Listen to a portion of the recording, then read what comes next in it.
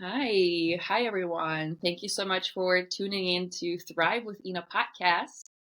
And today we have a very special guest, Erik. I cannot wait for you guys to learn all about Erik and his entrepreneurial journey. And I am especially excited to have Erik here today because we are in the same business, different levels, but the same business. Erik is a founder of an incredible retreat company that I have the pleasure of partnering up with for the last couple of years, and I cannot wait for you all to hear his story. Hi, Erik. Welcome. Thank you. Thanks for having me. How you Of doing? course, I'm really, really well today. I'm so happy to have you here. Super excited to learn about your journey. I read up a little bit, but I will not be releasing any secrets or background stories. I'm just going to hand over the mic to you, and please tell us, how did you start your amazing company? Yeah, thanks so much for having me this morning.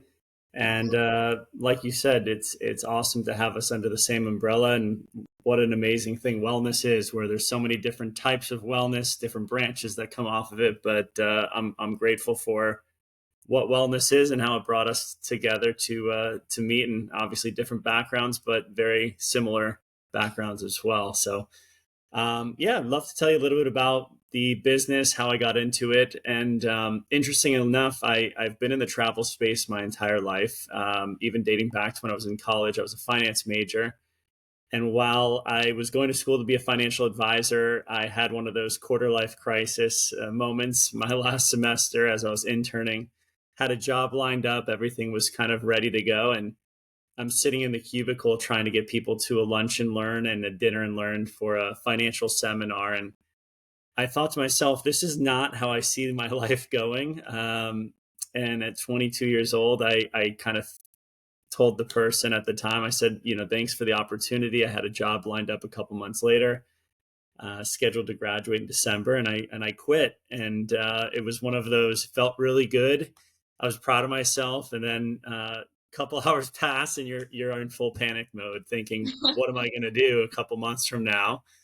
But I had done some student travel when I was there in college. That was kind of my junior and senior year, and I say student travel, but let's be honest, it was just getting my friends to go on spring break with me.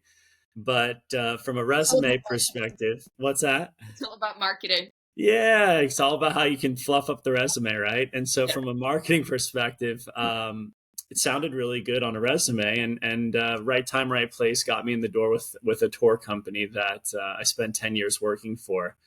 And so I was blessed. I mean, for me, I noticed, and I'm sure you saw, a lot of our network of friends this day and age. You think back to our parents or our grandparents' age, working 25, 30 years was the norm, where working 3 years somewhere, I think, is kind of a long time to be somewhere. And so spent 10 years at this company, which seems like an eternity. But I was blessed. I got to see the world, got to travel to 6 of the 7 continents. And Mm. I think from my perspective, I knew at a young age, travel was definitely a passion of mine. And it was, how can I just get myself in the industry to be able to do something I'm excited about? But I realized my other passion outside of travel was wellness. And so that was where, as I was kind of working there at the company, it was called Colette. I was working there and I was thinking to myself, how can I take my two biggest passions and blend them into one? And fortunately enough, while I'm not a wellness professional, my mom is. And so Okay. for the 19 years that she's been a yoga instructor and a massage therapist doing food-based healing, in the nutrition side of things, I was able to see from her own perspective how much of a pain point it was leading retreats or going on retreats. And I thought, how can I blend these two passions together? And if she's dealing with pain points, there has to be other people dealing with these kind of pain points. And yeah, it led me into creating Fit for Travel, ultimately with the idea of helping the wellness community and blending those two biggest passions together. I love that. Yeah, I was reading it up about your mom and how your passion in starting your company was just to address the issues and pain points that she may have had as a solopreneur and starting a big company that provides support for retreat leaders around the world, which is really incredible. I have been leading retreats around the world for about 8 years. And I have to say that Fit for Travel has definitely made it easier for me. Oh, we are grateful to hear that. And yeah, I mean, I think from your perspective, you and any other wellness professional, you all have something in common, right? There's the core values that we share, which is to help others, growth, and to dive a deeper connection with your community. And so, how can you get the upside of what retreats offer, which is that deeper connection, the community within your community, but Mhm. eliminating all of the negatives per se, right? The Yes. financial liability, the liability risk to your own business, and the time that takes you away. And you said it perfectly as far as her being a solo entrepreneur and being able to have so limited amount of time. Yeah. Each hour is so critical as far as where that time is being spent, and how do we make sure that she's not pulling herself away from her core business and Hmm. instead focusing her time where it's best spent, which is what she does best as a wellness professional. Yeah, I totally agree on the time relevance of customer service for me is huge because I have so many different businesses. Um, Planning retreats is one of my favorite branches of all of my businesses, but it's so much easier when you have a team to delegate things to and deal with that customer service aspect where I myself don't have to construct elaborate emails of don't forget your sunscreen. I still will keep touch with my travelers obviously beforehand, but as far as leading up, there's so much work that goes into it that people don't realize, and your company just fills that need for me and other professionals. It's incredible. Oh, we appreciate it. And, I like to think travel's easy, but especially as we can all imagine, my mom just came to visit me over the weekend. Um, Her flight was at 7 p.m., got delayed to 9, got delayed till 10:15, got delayed till 11:25. I woke up yesterday morning finding out that right before she was supposed to board the plane, the pilot and the rest of the airplane staff walked off the plane and the flight was canceled. She had to get in a van and drive 12 hours back to North Carolina. So things happen, Yeah. and that's travel, right? We always say expect the unexpected. Yeah. That's where we come in, right? It's not to say things will never happen. It's travel, it's almost inevitable, but having somebody there to support you and your community when things do happen, that's where we hopefully more times than not are going to be able to have your back and make sure that this upside is always going to be there. But the times where things can get a little bit um, unknown, if you will, having a professional that's there to be able to navigate the situation in real time and make sure that you don't have to pull away from what you do best, as I said before, which is just being there with your community. Yeah. And the support that I receive working with you guys, starting from the beginning of booking and working on the schedule and working out all the amazing things that retreat participants are going to do, to the customer service too. Working with the guides on the ground, I think that's my favorite part about it, especially from the recent retreat that I came home from in Crete. I actually landed a couple of days before, but I got food poisoning on my flight. If So arriving, oh, the worst, and probably the worst one I've ever had. Arriving in a location in Crete and being sick, it was so incredibly helpful to have a guide that had the Fit for Travel shirt on, and all I had to do was just focus on that shirt, focus on that guide, and she had my back the entire time. She received my customers, she babysat everybody who was plain sick, tummy sick, homesick, whatever. The first day, I did not have to worry about taking care of others because I was sick. So I think that's really a crucial part of finding proper partners that can help and step in when help is needed, and that's huge.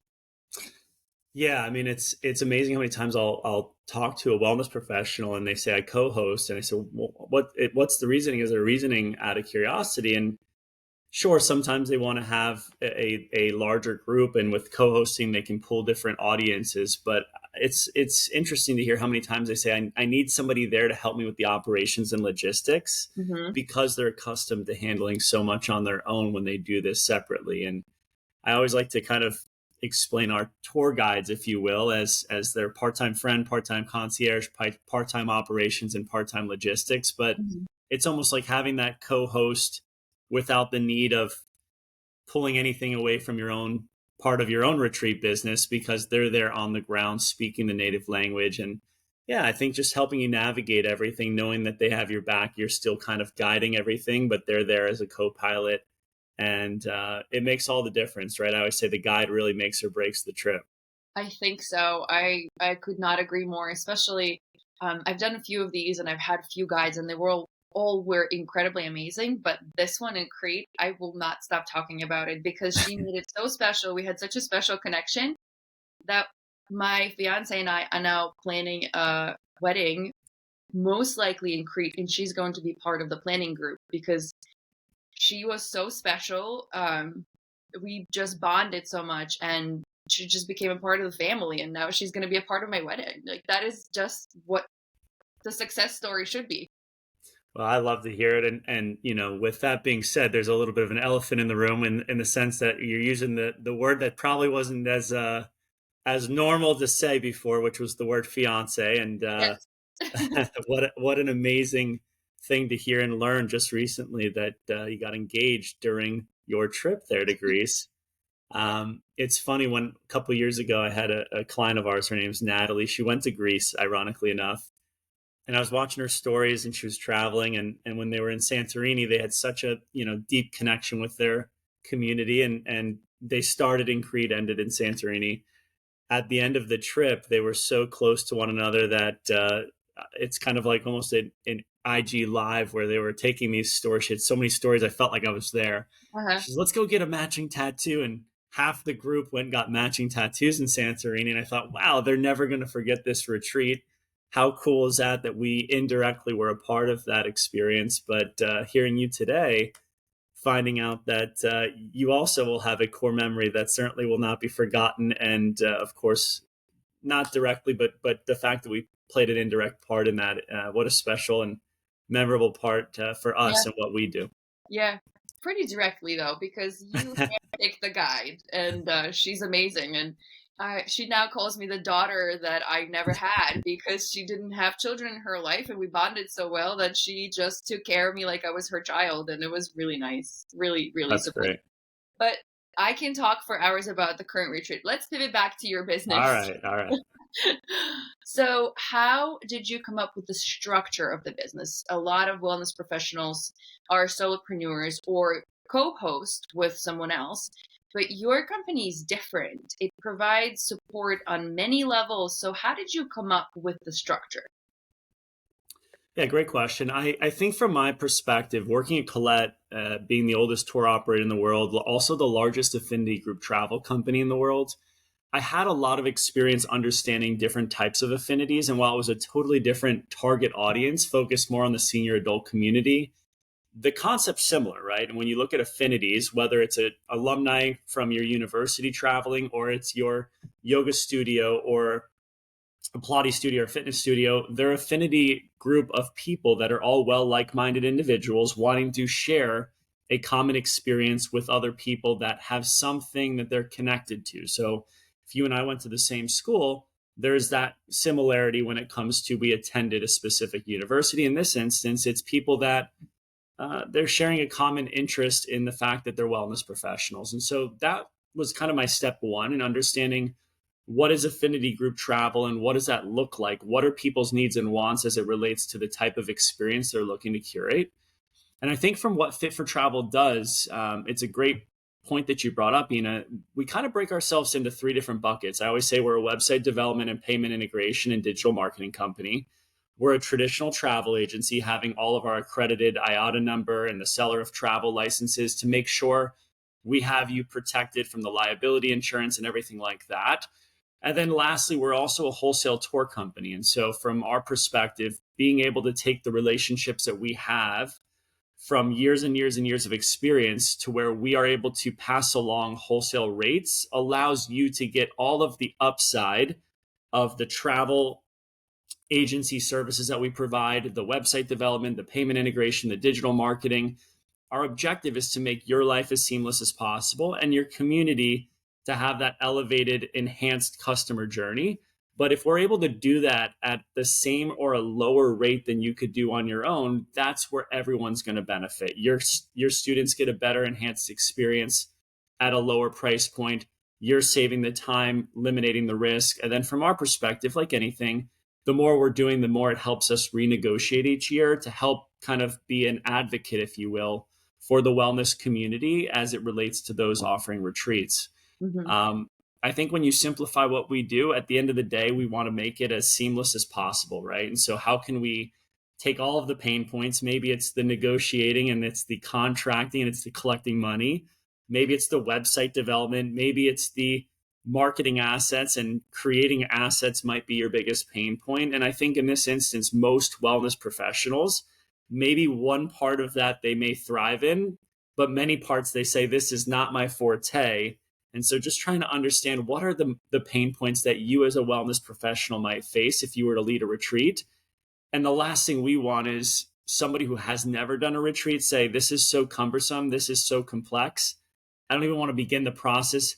It sounds way too complicated. Hmm. I'm just going to avoid it. And so how do we kind of present something to them to where we say, hey, it really is as simple as where do you want to go and when? And by the end of the week, you're actually promoting your first retreat. So Yeah. that's kind of it in a nutshell. Yeah. Yeah, that's incredible. Um, how do you choose retreat leaders? As far as who we're going to partner with. Yes. Yeah. How is the process work? This just kind of fell into my lap. I was doing retreats on my own for many years, and then I saw a story of my yoga teacher going on the retreat with one of the retreat leaders that partnered with you, and I reached out to her and I was like, Dina, where are you going next?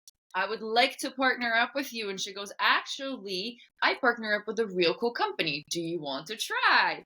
So I was like, you know what? Sure, let me give it a shot. And the rest is history. So I guess it's word of mouth, but do you have a process that you specifically look for a certain type of a wellness professional? Is it based on online following, yoga studio ownership? What is the criteria? Yeah, it's a great question. I don't have an exact science, right? Okay. There's a little bit of gut, just almost like an interview process if you were going to bring on a new employee. Hmm. You have to feel good about it. I think for us, we're big on aligning ourselves with like-minded individuals, not just with our team of employees, but also externally. We look at anyone we partner with as an extension of our brand. And that goes to our vendors. That also goes to our retreat leaders, such as yourself. I think there has to be an alignment of looking at things from a long-term perspective. It's not about us doing a retreat next year. It's about what's the next 5 to 10 years look like? What's that roadmap from your perspective? What are your goals and objectives? And how can we play a complement to that? I think from a standpoint of making sure we're qualifying, it's not that we're here to be judgmental and to kind of decide who gets in the door and who doesn't, as if we're a doorman, so to speak.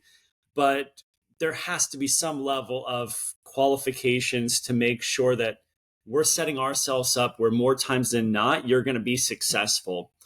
The reason is there's no cost for anyone we work with for them to work with us. We take on all of the upfront financial risk. And I guess when you really simplify it, we never want to be the boy who cried wolf with our vendors. So if we constantly are bringing on new clients and it doesn't materialize, at some point, our vendors in all of the 30 plus countries we operate in are going to say, hey, you fooled me once, you fooled me twice, you fooled me 3 times. They may be a little bit more reluctant to give us space. And so when I say space, I'm talking about inventory at the hotels. So we have to have some level of, where, while there's no guarantee, some level of kind of qualification. And so you brought up a couple points, right? You said influencers. Yes, influencers are great, but we've had influencers with hundreds of thousands of followers not materialize. And then I've also had, I don't even want to, I will call them an influencer. I think anyone can influence people. But I've had influencers with 300 followers that are doing 60 people a year traveling with us, probably 150 on their own outside of just working with us. So I think it just depends on the person. Every successful retreat leader has a similar sense as far as their personality, the same kind of drive, the same type of energy about them where people want to travel with them. And I will kind of turn it back on you and maybe ask, what do you see that people want to travel with you for? I find there's a sense of comfort and energy and excitement, and you're going to have a great time. I know Ina's going to have this unbelievable curated experience. What do you think people, I know you're interviewing me, but I'm kind of curious now to know from your perspective. I love how this is turning. Turning it back around, right? Yes. Um, I always have been a world traveler, and I traveled far to move to United States. So I think that my love for travel and me being a immigrant here is bringing that element of trust in my students who would not travel abroad otherwise. And when I travel, I curate my travel around food and local culture. I don't really like the traditional tourist experience. And I think that's where my students really gravitate towards traveling with me because they want to learn cultures of the country that we're going to. They want to connect with the culture. They want to learn more about themselves while they're there because they are going out of their comfort zones. And majority of people that are traveling with me from my specific locations have never been abroad. This is like Right. new for them. I've had experiences where a family would just hand me off their daughter who is first time world traveler and say, please take care of our only child. And I'd be like, you got this. We're good. And so I think the level of love that I have for the world is what people gravitate towards. Yeah, yeah, and you use the word trust, right? There Yeah. has to be that trust, and trust is earned, but and it's given in the beginning, but it's kept from consistent, I think, ongoing experiences, right? You've done retreats. You said 8 years, I think you said, Mhm. but when you're doing retreats for that long, you talk about your brand as a wellness professional, then there's your brand as a retreat leader, right? So there's Ina as the studio owner, there's Ina as the teacher who teaches class, and then there's Ina who leads retreats. And what can I expect? What is that brand of the type of retreats? Yeah. And trust is a big part in that. If where people come back and they say, hey, this was a once in a lifetime experience. I learned about the culture. I felt so much more connected to the people I was traveling with. And I always say there's nothing worse for somebody who didn't go than hearing from what it seems like everyone in the entire community talking about the one trip that I wasn't part of. And that FOMO is certainly real. FOMO is very real. And that's why I think always it's important to have a retreat already booked when I'm on a retreat because everyone's vicariously living through the reports that we continuously post and email and send. And I make sure to send out beautifully crafted emails right after I come home from the retreat to create more FOMO because I just want my people to experience what we experienced. And especially that connection to the local culture. So I wanted to ask you a question. When I traveled and created retreats, I would always try to get my students off the beaten path, not to eat in touristy restaurants, not to go to places where everything's in English because it is so curated towards tourists. I wanted them to really go into the little pockets of cultural niches and learn about the food. And I think one of my favorite things that we do with you guys on retreats, which I've also done in Tuscany on my own when I created retreats on my own, is the cooking lesson. I think that is the best way to learn about the culture and the people is through food and through communicating while cooking the food because lack of language could be uncomfortable for a lot of travelers. But when you're cooking, you don't care about the language. It's all about seeing and feeling and tasting. And so, how do you pick the activities for your retreats? Is cooking something that you specifically intentionally picked out, or is it something that accidentally happened? Like, tell me how it happened. Yeah, well, I guess who hasn't had fun in a cooking class before, right? I mean, it's a guaranteed way to get people out of their comfort zone, get them to dive into the authentic local cuisine, local cultural immersive experience of what is local. When you say Greece, sure, there's Greek food, but maybe you even were able to see this when you were on your trip in Crete. Is there's a different cuisine in Crete as there would be in different islands as there would be in the mainland of Greece, and so no different than Tuscany, right? You're going to have different pasta dishes in southern Italy versus Sicily versus in the Dolomite region of northern Italy and Venice and Milan. And so it's just fascinating how different things are everywhere you visit. And I find, I think for me, when I define wellness, I always make a big point, our whole team does when we're talking to people. There's been this traditional concept of yoga has definitely been a pioneer in the retreat side of things. And I think the Pilates, bar, fitness are all kind of now just kind of latching on to what retreats can be for their community. But there's been this traditional yoga retreat or spiritual transformative retreats. And going back to me starting the business, I just truthfully, I'd never been on a retreat before. I know my mom had done retreats. I knew from a distance what those looked like. I didn't know what those looked like. And so I thought to myself, I want to create travel the way I like to travel. I know how I like to go on a trip and I know what excites me. I'm going to just curate a bunch of products of how I like to travel, which is wake up, work out, do something physically active. And then I want to have breakfast. And then I want to go exploring for the day. Might be a cooking class, might be a winery visit, going to some ancient ruins, doing a hike, a bike ride, going paddle boarding, zip lining, something that's fun where I'm still moving my body, but I'm not exhausting myself. Maybe one day I might go on a more strenuous hike. And I want to come back and just relax at the hotel, enjoy nice amenities, maybe book a spa, hang out by the pool, the beach. And then I'm a big foodie. And I want to have a nice, really good local meal with a craft cocktail or a glass of wine. That was kind of my thought. Well, fortunately, I kind of lucked into it, just to be candid with you. It seems like a lot of people love traveling that way. And when people were reading the itineraries, they're like, this sounds awesome. So I found out that, and I was shocked by this, the traditional retreats, people were getting 10, 12 people or so on a yoga retreat, but then they'd offer a wellness retreat and their numbers, they were coming to me, this was years ago, saying, I'm getting 16 or 18 people. I've never had group sizes this big.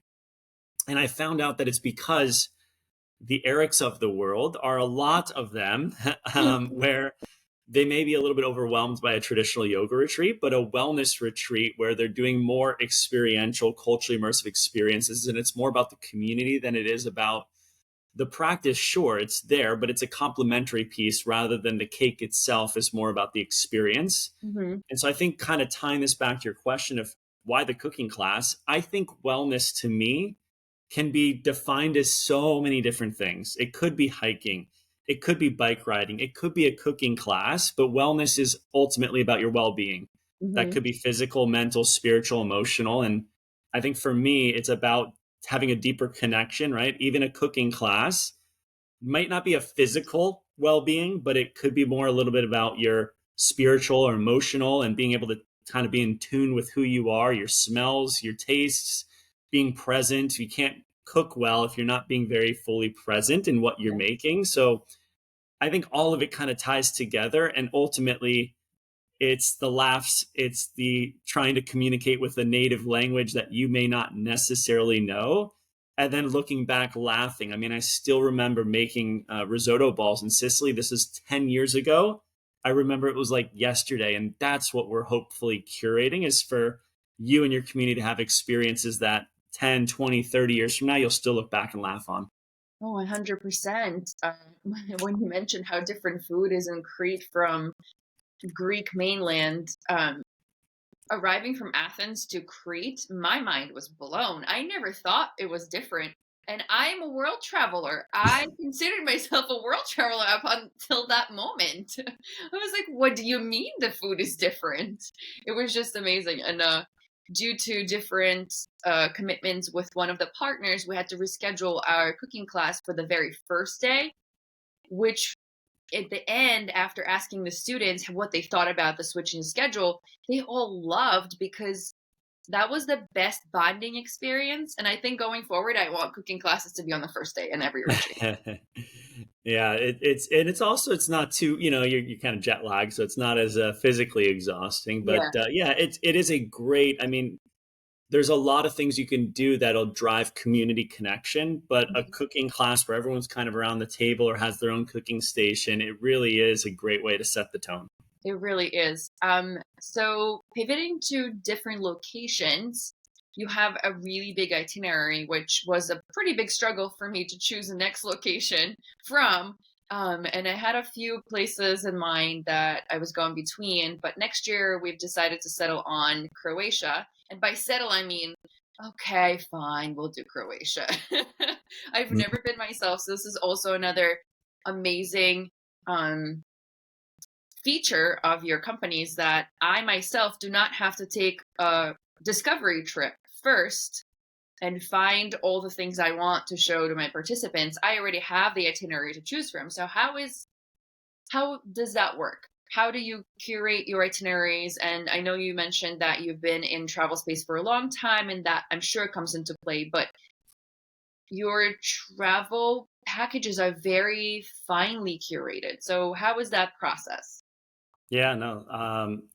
I think it's one of those things where there's the places that everyone wants to go, and then there's the places where it's almost, I think back, and I'm never going to compare myself to a Steve Jobs and Apple, but their job was to continuously find the next iPhone iteration with upgrades and developments and changes for what you didn't even know you needed. And then when you found it, you said, how can I live without this? Right. And so from our perspective, while it's totally different, I think from a product perspective, we're constantly, we have a product team. All of our vendors in each destination we operate in are local on the ground.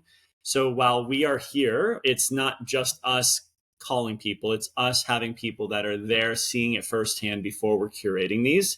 You brought up the point about a site inspection and the cost, right? There's substantial cost and time. It's impossible to run a profitable business if you're constantly paying to go do site inspections, flight costs, time away from your business. And so how can we instill the word, going back to trust, enough trust in the brand that we have so we can be a representation as an extension of what you're offering to your students? Our job is to find, yes, Dubrovnik, Croatia's been a trending destination now for years with Game of Thrones, but where else, right? And the Azores, for example, was a destination that we launched a couple of years ago. Most people didn't know where the Azores, where in the world is the Azores? What country is the Azores? Where is it from a geographic perspective? And so it's introducing destinations to where when people finally are able to launch that to their community, it gives them, in a sense, a competitive advantage, right? And I think it's amazing how 10 years ago to today, there's, my mom, I mentioned 19 years in the industry. There were maybe a handful of instructors in South Florida. Now on every corner, there's some studio. It's a fitness bar, Pilates, yoga studio, nutritionist, wellness spas, med spas. And so how do you give a competitive advantage in a sense when everybody in your community is doing a retreat? We offer Costa Rica, we offer Bali, we offer Iceland, but that's where everybody goes. And so how do you do something that's going to give you a destination to where people say, I never thought I would go there. And when you present that opportunity, it's, wow, that's always been on my bucket list. I'd love to go somewhere like Dubrovnik or Crete. And for us, it's always about finding the next destination. And I know it's recorded and this will go out to the world soon, but we'll give you a sneak peek just because. Yeah, I know. No one knows this. Not even my whole team yet, right? So sneak peek alert. We'll drum it up. Drum roll, please. So we have some awesome new locations we're kind of putting on the horizon in the pipeline. We're going to be looking at Majorca, Spain. We're looking at New Zealand, doing an awesome hike in the fjords in South Island of New Zealand. We're adding Japan down the line. And so there's a lot of unique destinations where, if you were to do any of these destinations, New Zealand as an example, where do you begin? It's such a big trip. Where do I go? How do I make the most of it? And that's where I think when you look at the first conversation to the time where we actually roll out a product, it's months and months and months of negotiating, curating, contracting, procuring the entire day by day together. And that's, I think, where we try to help streamline this whole process to by the time those months of resources have been invested, somebody like yourself just gets to say, that sounds great. 2026, sign me up. And you save yourself that considerable amount of time and money that it takes from us to kind of curate and put together. Oh yeah, I could totally agree with that. It's such a big piece of why I continue doing retreats. I've had some life challenges in the last few years, and they included a terrible, terrible divorce that left me in shambles financially. And retreats were the most favorite part of my operations. I love my studios and I love day-to-day routine, but the retreats is what I thrive in. I love traveling. So financially, I could not hold retreats if I didn't find a partner that would provide that support that initially goes into booking all the things. So that's an incredible piece. And I think a lot of small yoga studio business owners would agree with me that that is a huge piece of why they're able to continue doing retreats, because during pandemic as well, a lot of studios took a hit that could not possibly afford putting a down payment on a retreat location. That's a huge piece of it all. Yeah, it tore me apart, especially having the close connection to my mom. Hearing about retreat leaders losing anywhere from five. One person told me they lost $20,000 during COVID, and obviously, travel, wellness, all of us were completely devastated when COVID happened, especially in an industry where you rely so much on physical human connection. Mm-hmm. And while a lot of people tried to move towards a virtual world, it is very much still a human to human industry. And so hearing that was difficult. But I think the upside that you share and the ability to provide, I think for us, there's always that why, right? What is it that we're trying to do? We ultimately want people to travel the world as the best versions of themselves, whether that's you or your students. And how can we provide a community of people that are doing something where they come back relaxed, rejuvenated, refreshed, re-inspired? And I think for hearing the stories, right, everybody has a story for why they want to be able to go do something and what that means to them, whether it's feeling more connected because coming out of COVID, you feel more isolated than ever before and disconnected from a community, whether it is a divorce or if it is a situation where you're going on this physical, spiritual, mental, or emotional journey. And it doesn't have to be where I go from one end to the other end to go on a retreat, but it could be a segue, top of funnel, if you will, where I just want to be around people that I feel connected to, that I come back from this feeling alive, feeling that energy, feeling that fire.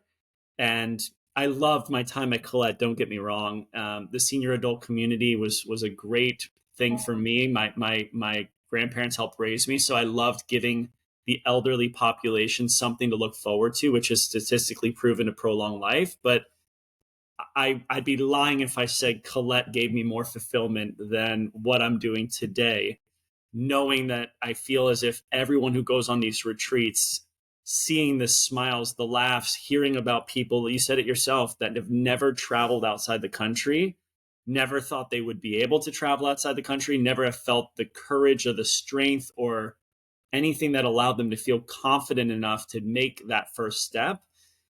That's to me the impact, and seeing these community of people that, I mean, you see it yourself, Ina, right? All different walks of life, different ages, backgrounds, religion, sex, you name it.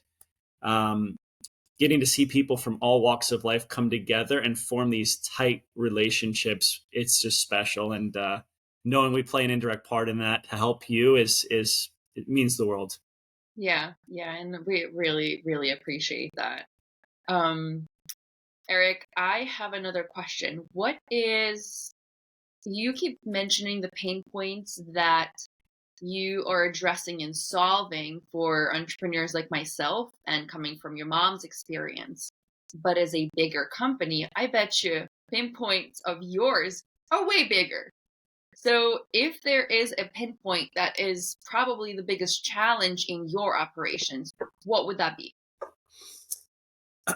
I think there's a lot that we navigate, right? We're a virtual company. So right off the bat, I've been so proud of everything I've created as it relates to Fit for Travel.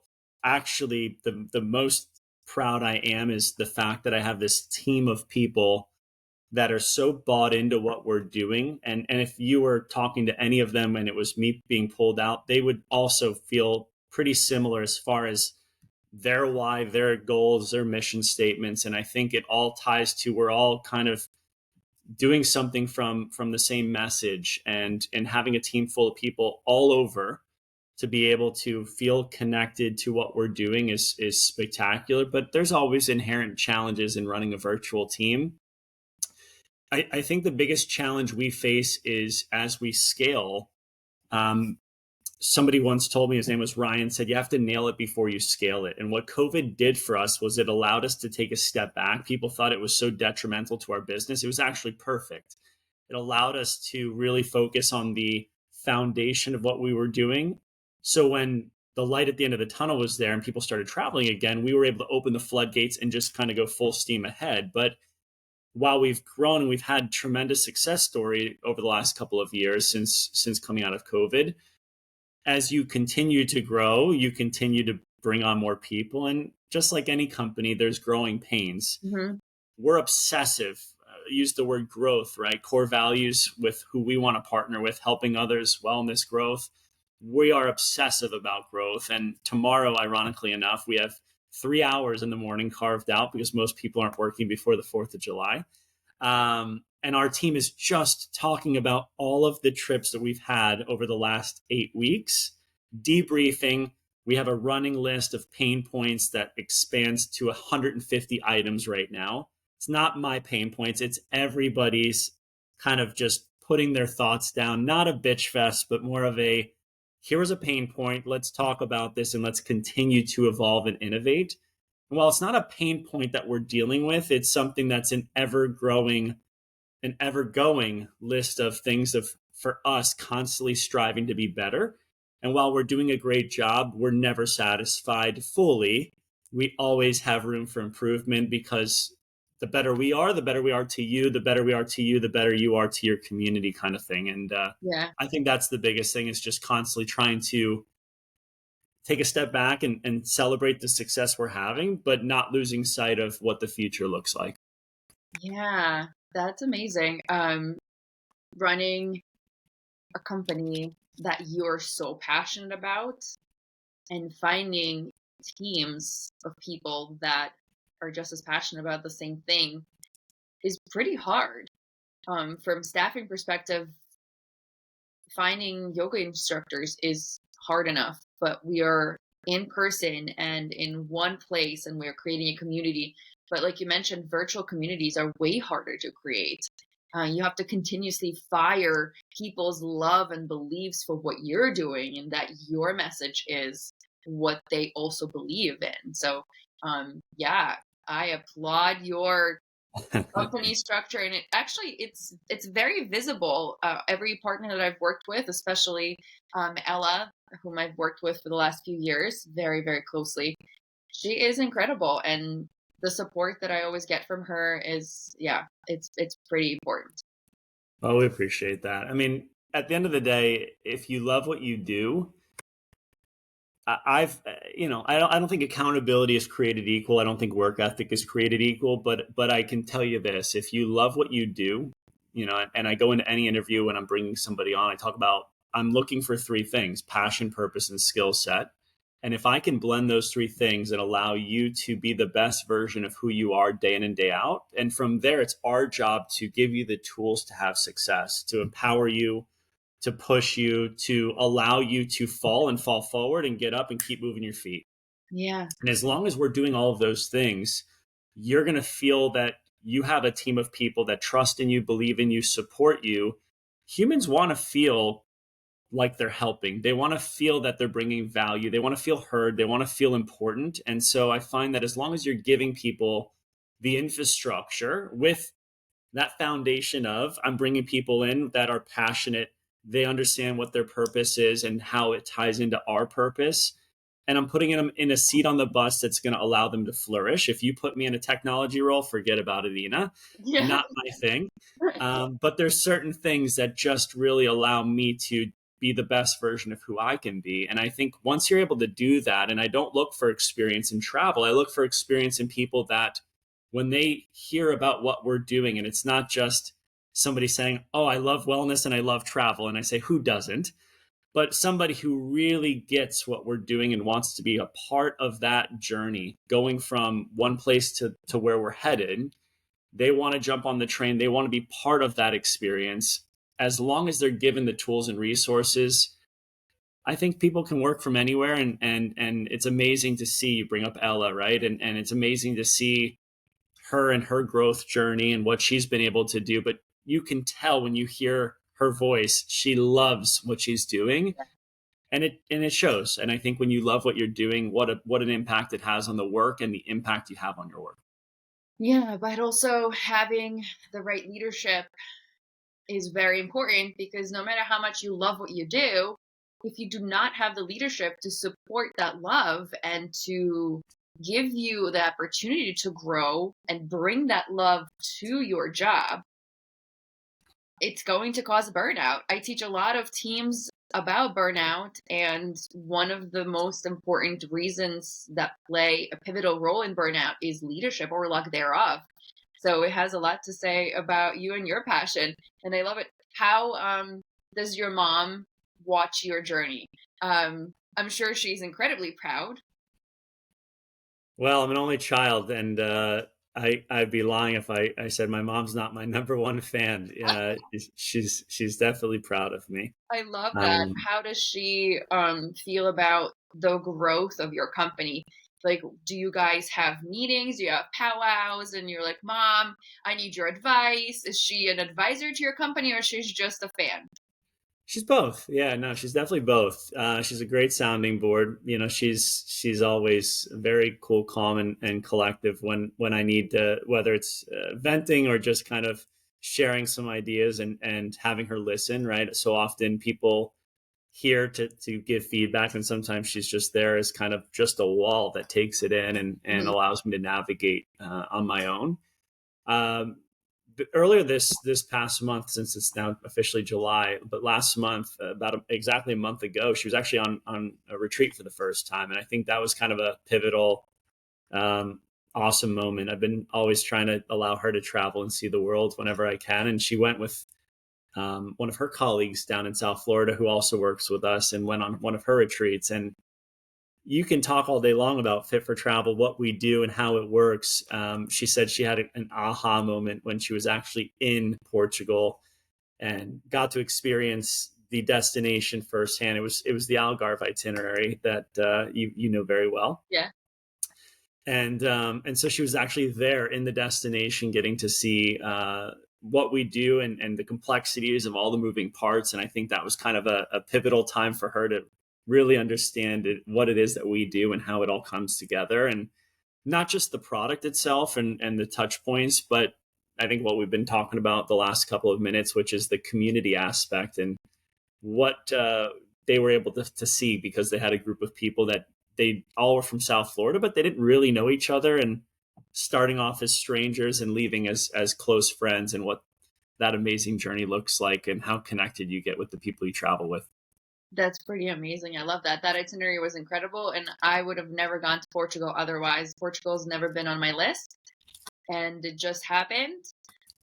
And it was amazing. I loved it, and it also gave me an opportunity when my fiance flew in to take a little sneak to Seville as well for a couple of days, because it was so close. And yeah, no, incredible itinerary. I loved it, and I love that your mom also got to experience it.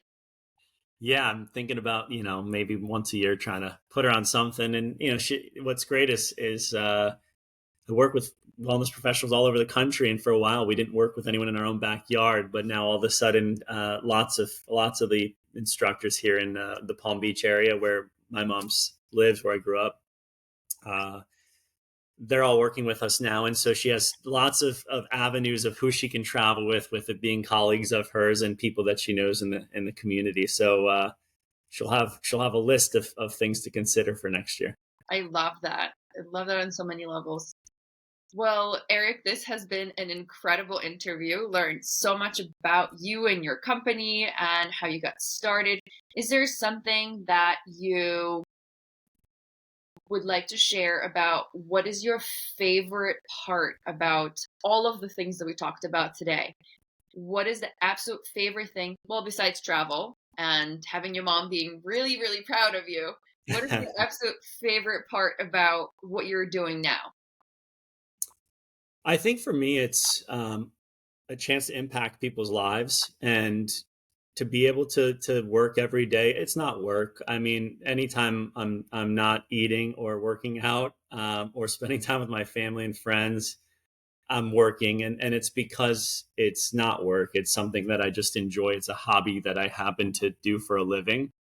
I think for me, just the ability to impact people's lives. I think what I'm most excited about is as we continue to grow, we're impacting that many more people's lives externally. But we just brought on two people last week. We have another person coming on a week from now on Monday of next week, and I'm excited to watch people as the company grows. We've created this inherent culture, not just for what we're looking for from a personality, but the type of individuals, their integrity, their core competencies, and core values. I'm excited to watch the virtual side of things. And last year we had our first in-person team meeting, which was in Fort Lauderdale. We'll be doing another one at the end of this year, and then again early next year. And just watching when we bring those groups of people together, um, you would think that we were working together for 10 years in person, because the minute they're together, it's almost like year retreats, right? Maybe you don't see somebody for a year, you pick it back up, and you didn't skip a beat. And I think to me, watching a group of people from all different parts of the country, um, and watching them form these deep connections and friendships, I think it's important to positively impact the team that we have internally as much as it is the people that we're trying to impact externally. And so Yeah. just, I think that's kind of the simple answer, right? It's just continue to impact people's lives and do it for the better in a world where there's so much craziness and war and hatred and two different sides of the spectrum as far as people, you know, one, if you're not on one end, you're on the other end. I think the more we can try to bring people together and come to a common ground of focusing on core values rather than opinions or beliefs of things that are not as important oftentimes, and allowing that to happen and make the world a better place, that to me is everything.